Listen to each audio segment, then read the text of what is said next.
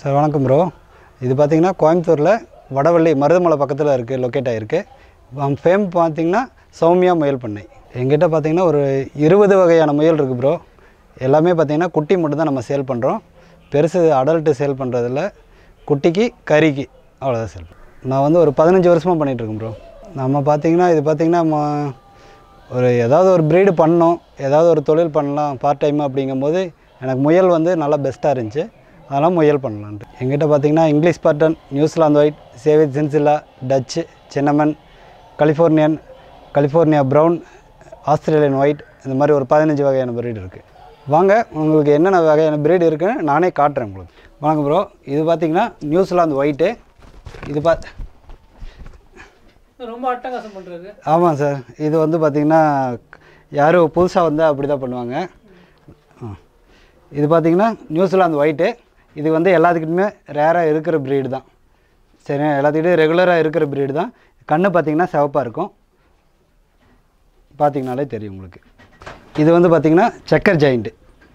சரிங்களா, இது வந்து ரேர் ப்ரீடு, அவ்வளோ சீக்கிரம் யார்கிட்டையும் இருக்காது. எல்லாத்தையும் இங்கிலீஷ் பார்ட்டுன்னு வச்சுருப்பாங்க. பட் செக்கர் ஜெயிண்ட் வந்து பார்த்திங்கன்னா ரேராக தான் இருக்கும். இங்கிலீஷ் பார்ட்டுக்கும் இதுக்கு வித்தியாசம் இருக்குது. இது பார்த்திங்கன்னா செக்கர் ஜெயிண்ட். மூஞ்சி பார்த்திங்கன்னா கருப்பாக இருக்கும், மூஞ்சி உடம்பு ஃபுல்லாக கருப்பாக இருக்கும், ஒயிட் வந்து கம்மியாக இருக்கும். அடுத்ததாக நீங்கள் பார்க்க போகிற ப்ரீடு பார்த்திங்கன்னா ஆஸ்திரேலியன் ஒயிட்டு. இது பார்த்திங்கன்னா முதல் டைம் பார்த்தது வந்து நியூசிலாந்து ஒயிட்டு. அது பார்த்திங்கன்னா கண்ணு வந்து சிவப்பாக இருக்கும். இது பார்த்திங்கன்னா ஆஸ்திரேலியன் ஒயிட்டு. ஆஸ்திரேலியன் ஒயிட்டு பார்த்திங்கன்னா கண்ணு வந்து கருப்பாக இருக்கும். இது ரெண்டு தான் வித்தியாசம், வேறு ஒரு வித்தியாசமே இல்லை. சில பேர் பார்த்திங்கன்னா இது ஒயிட் ஜெயிண்ட்டுன்னு கூட சொல்லுவாங்க. ஆனால் இது பார்த்திங்கன்னா ஆஸ்திரேலியன் ஒயிட்டு. நமக்கு இப்படி தான் கூப்பிட்டு இது பண்ணியிருக்கோம் இந்த ஏரியாவில். அடுத்தது பார்த்திங்கன்னா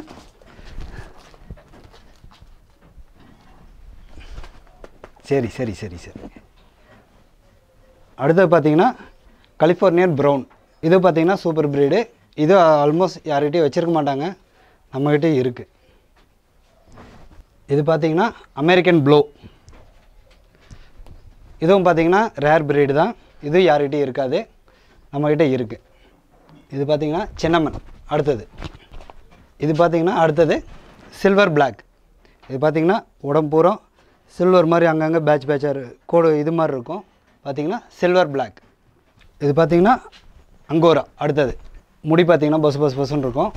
அது வந்து இப்போ முடி உளுந்து கட் பண்ணி எடுத்திருக்கோம், அதனால் உங்களுக்கு வந்து முடி கம்மியாக இருக்குது. இது எல்லாமே மெயிலுங்களா? எல்லாமே மெயில் தான் ப்ரோ. நீங்கள் பார்க்குறது எல்லாமே மெயிலு. ஃபீமேல் இதுக்கு ஏற்ற மாதிரியே இருக்குது. இது பார்த்திங்கன்னா கிரே ஜெயிண்ட். ஃபீமேலுங்களா? எல்லாமே மெயில். நான் காட்டுறது எல்லாமே மெயில் தான். இது பார்த்திங்கன்னா கலிஃபோர்னியன் ஒயிட்டு. இது வந்து பார்த்திங்கன்னா இப்போ தான் ஒரு 8 மந்த் ஆச்சு. 8 மந்த்தாக நம்ம அடல்ட்டாக ரெடி பண்ணிட்டுருக்கோம். அதனால் இது அடல்ட் ஆயிடுச்சு ஆல்ரெடி. பார்த்திங்கன்னா இப்போ இதாக இருக்கனால உங்களுக்கு குட்டியாக தெரியுது. 8 மந்த் தான் ஆனனால. இது வந்து பார்த்திங்கன்னா ஹவானா பிளாக் ஜெயண்ட்டும் இருக்குது நம்மக்கிட்ட, ஹவானாவும் வருது. ஹவானா பார்த்திங்கன்னா மேக்ஸிமம் பார்த்திங்கன்னா உங்களுக்கு 3 kg தான் வரும், அதுக்கு மேலே வெயிட் வராது. அதனால தான் இது வந்து குட்டியாக இருக்குது. ஆனால் இது வந்து பார்த்திங்கன்னா அடல்ட்டு தான். இது வந்து பார்த்திங்கன்னா 1.5 வருஷம் ஆச்சு. இது பார்த்திங்கன்னா சேவேஜ் சின்சில்லா. கிரே ஜெயிண்ட்டும் பார்த்திங்கன்னா இது ரெண்டும் ஒரே மாதிரி இருக்கும். ஆனால் இது பார்த்திங்கன்னா சேவேஜ் சின்சில்லா கொஞ்சம் டார்க்காக இருக்கும். கிரே ஜெயிண்ட்டுங்கிறது வந்து கொஞ்சம் லைட்டாக இருக்கும். இது பார்த்திங்கன்னா நியூசிலாந்து ரெட்டு. சில பேர் ஃப்ளம்மிஸ் ஜெட்டும்பாங்க, ஃப்ளம்மிஸ் ஜெயிண்ட் அப்படிம்பாங்க. ஆனால் இது பார்த்திங்கன்னா நம்ம இதில் வந்து நியூசிலாந்து ரெட்டு. இதுவும் பார்த்திங்கன்னா நியூசிலாந்து ஒயிட்டு தான். நியூசிலாந்து ஒயிட்டு தான். பட் பார்த்திங்கன்னா ஃபஸ்ட்டு ஒரு முயல் பார்த்தோம் பார்த்திங்களா, அதுக்கு இதுக்கும் ஒரு வித்தியாசம் இருக்குது. என்னென்னு பார்த்திங்கன்னா அதுக்கு வந்து பார்த்திங்கன்னா தலை குட்டியாக இருக்கும், ஆனால் இதுக்கு வந்து பார்த்திங்கன்னா தலை கொஞ்சம் ப்ராடாக இருக்கும், பெருசாக இருக்கும். ரெண்டு தான் வித்தியாசம்.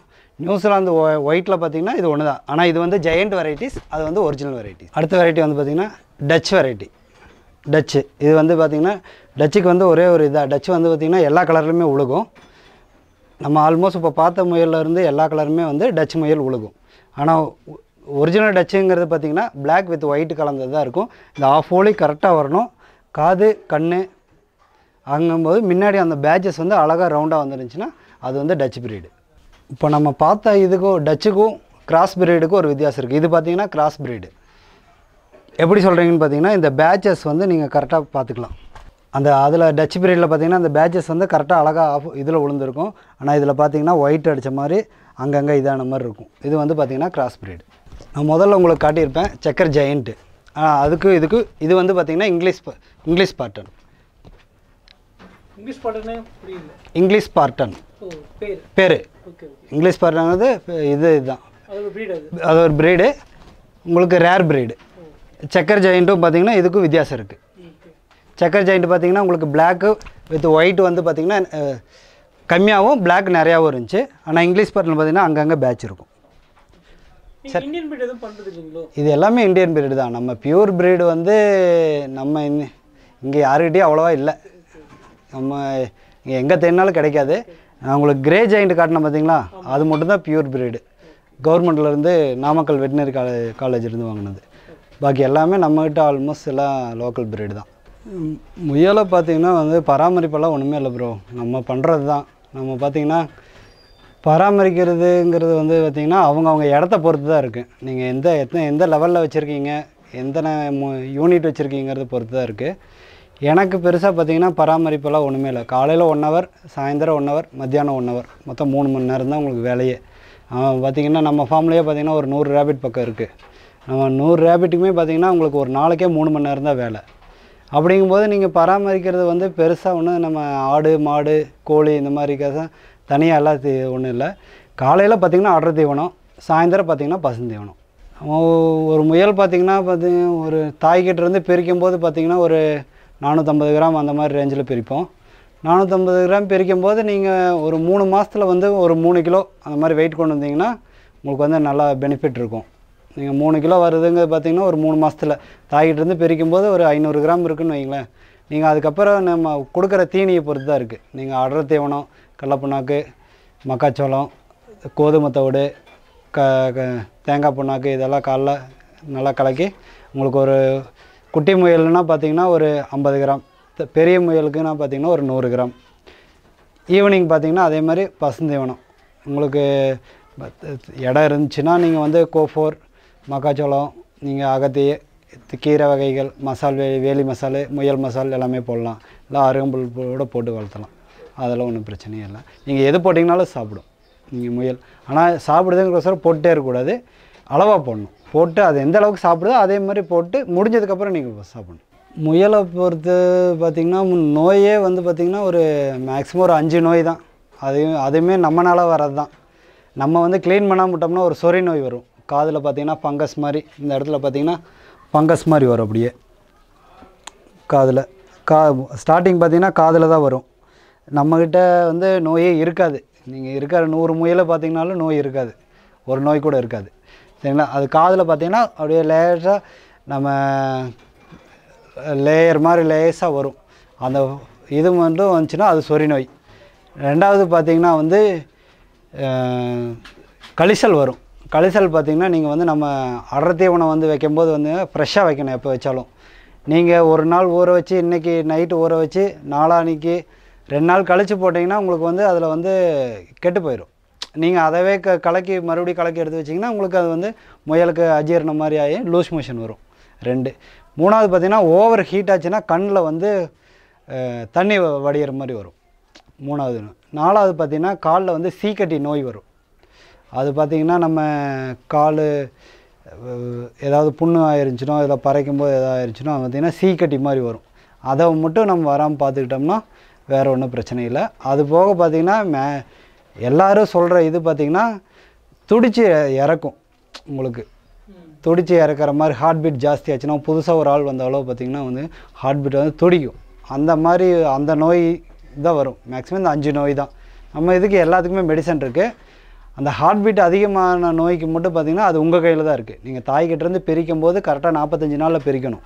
நீங்கள் 30 நாளில் 28 நாளில் 25 நாள் பிரித்து வச்சுட்டு நான் கறிக்கு பண்ண போகிறேன், வெயிட் ஏற்ற போகிறேன் அப்படின்ட்டு நீங்கள் பிரித்து வச்சு தனியாக ஃபீட் போடும்போது பார்த்திங்கன்னா அந்த நோய் இதாகும். உங்களுக்கு பிரித்த ஒன்றே தெரியாது, பிரித்த ஒரு 10 நாள்லேருந்து அந்த நோய் தெரியும்.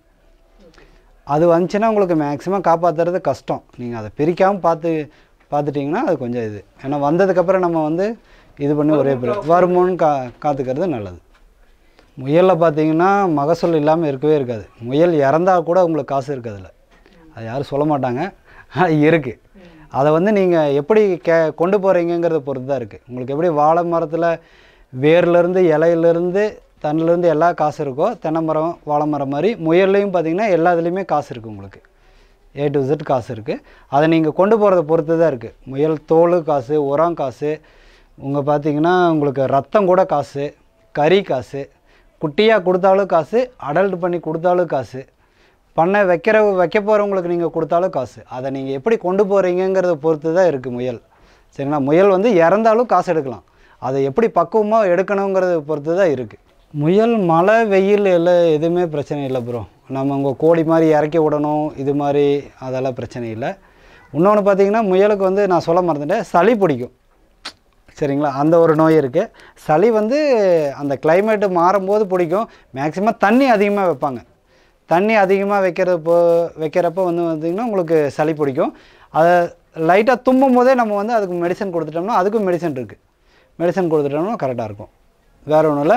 மழை வெயில் உங்களுக்கு ரெண்டுமே ஒன்று தான். ஏன்னா நம்ம பார்த்திங்கன்னா செட்டப் மாதிரி தான் வச்சுருக்கோம். வீட்டுக்குள்ளே வைக்கிற மாதிரி கோழி பண்ணை ஆடு மாதிரி வெளியே கட்டி உள்ளே மாற்றி கட்டுற இதெல்லாம் இல்லை. மொத்தமாக நம்ம செட்டுக்குள்ளே வச்சுருக்கோம். அப்படிங்கும்போது உங்களுக்கு மழை பெரிய வித்தியாசம்லாம் ஒன்றும் வராது. நீங்கள் ரெகுலர் மெடிசனை மட்டும் கரெக்ட் பண்ணி கொண்டு போயிட்டோம்னா வேறு எந்த பிரச்சனையுமே இல்லை. வெயிலுங்கும்போது உங்களுக்கு தீவனம் தான் கொஞ்சம் இதாக இருக்கும். மழைங்கும்போது தீவனம் நிறைய கிடைக்கும். அதனால வெயில் மழை பெருசாக இல்லை, டிஃப்ரெண்ட்டெல்லாம் எதுவுமே இல்லை. எல்லாம் ஒரே மாதிரி தான் கொண்டு போகணும். புதுசாக முயல் பார்த்து வாங்குறவங்க வந்து எல்லாருமே பார்த்திங்கன்னா முயல் கம்மியாக எங்கே கிடைக்கும்னு தான் பார்க்குறாங்க. புரிஞ்சுங்களா? ஒரு நம்ம இப்போ ஒரு தாய் முயல் பார்த்திங்கன்னா ஒரு 800 கொடுக்குறோம், ஒரு 900 சொல்கிறோன்னா, நம்மளை விட 600 500 எங்கே கிடைக்கும்னு அங்கே தான் பார்க்குறாங்க. அந்த 600 500 ஏன் அவங்க கொடுக்குறாங்கன்னு அவங்க யோசிக்கிறது இல்லை. நம்ம ஒரு ரேட்டு சொல்லி 800 ஒரு போட்டு வச்சுருக்கோம், பின்னாடி பார்த்திங்கன்னா ரேட் இருக்குது. 800 சொல்கிறோன்னா அதுக்கு உண்டான வேல்யூ இருக்கும். அதனால தான் அந்த 800 சொல்கிறோம். அவங்க சில பேர் எப்படி பார்த்து வாங்கணுன்னா, நம்ம ரேட்டு கம்மியாக கிடைச்சா வாங்கிடுறாங்க. அப்படி பார்த்து வாங்கினீங்கன்னா முயல் செட்டே ஆகாது. ஏன்னா சில பேர் பார்த்திங்கன்னா குட்டி போடாத முயலை கொடுப்பாங்க. நீங்கள் கரெக்டாக முயல் வாங்கணுன்னா தாய்கிட்ட இருந்து 3 மாதம் பிரித்து வாங்கணும். தாய்கிட்டே அந்த குட்டி முயல் வந்து பார்த்திங்கன்னா 3 மாதம் இருக்கணும். அப்படி இருக்கிற முயல்கிட்ட இருந்து வாங்கி எடுத்திங்கன்னா மட்டும்தான் நீங்கள் ஃபார்ம் வந்து கரெக்டாக ரன் பண்ண முடியும். சரிங்களா? நீங்கள் விலை கம்மியாக கிடைக்கிதுன்னு கறிக்கடையிலையோ நீங்கள் பெட் ஷாப்லேயோ போய் வாங்கிட்டு வந்துட்டு நான் இது அடல்ட்டு அப்படின்னு சொன்னிங்கன்னா அது வந்து அடல்ட்டே கிடையாது. சரிங்களா? கரெக்டாக தாய் முயல்கிட்டேருந்து 3 மாதத்தில் கரெக்டாக பிரித்து எடுக்கணும். அதே மாதிரி பார்த்திங்கன்னா ஆண் முயலுக்கும் பெண் முயலுக்கும் வந்து ஒரு 30 கிலோமீட்டர் டிஃப்ரெண்ட்டில் நீங்கள் எடுக்கணும். அப்போ தான் நீங்கள் வந்து ஃபார்மும் அந்த ஆணுக்கு உண்டான இதுவும் கிடைக்கும். கரெக்டாக இது வரும். லாபம் நஷ்டங்கிறது அவங்க அந்த ஏரியாவை பொறுத்து தான் ப்ரோ இருக்குது. அவங்க எப்படி வச்சுருக்காங்க, அந்த ஏரியா எப்படிங்கிறது. கோயம்புத்தூர் பார்த்திங்கன்னா எல்லாருமே வச்சுருக்காங்க. எனக்கு தெரிஞ்சு நிறைய பேர் வச்சுருந்தாங்க, இப்போ எடுத்துட்டாங்க. பண்ண தெரியாமல் எடுத்தவங்க தான் நிறைய பேர். முயலை பொறுத்தளவுக்கு வச்சு வைக்கணும். நீங்கள் ஆடு மாடு மாதிரி கோழி கொண்டு போய் கொடுத்தோன்னா காசு வரும்னு பார்த்திங்கன்னா அது கஷ்டம். அது முயலை வந்து இப்போ தான் டெவலப் ஆகிருச்சு. பட் இருந்தாலும் மக்கள்கிட்ட வந்து இன்னும் அந்த நம்பிக்கை இல்லை. எல்லாருமே பார்த்திங்கன்னா அழகுக்குன்னு நல்லா இது பண்ணி விட்டாங்க. அழகுக்கு இது ஒரு அழகு பொருள் அப்படிங்கிற மாதிரி ரெடி பண்ணி விட்டாங்க. முயலை பார்த்திங்கன்னா நல்லா ரேட்டு போகுது. நம்ம ஏரியாவிலே பார்த்திங்கன்னா நாமளே பார்த்திங்கன்னா 800 அடல்ட் ஒன்று கொடுத்துட்ருக்கோம். கறிக்கு பார்த்திங்கன்னா 350 கொடுத்துட்ருக்கோம். கறிக்கு பார்த்திங்கன்னா உங்களுக்கு 2.5 மாதத்துலேயே உங்களுக்கு 2.5 கிலோ வந்துடும்.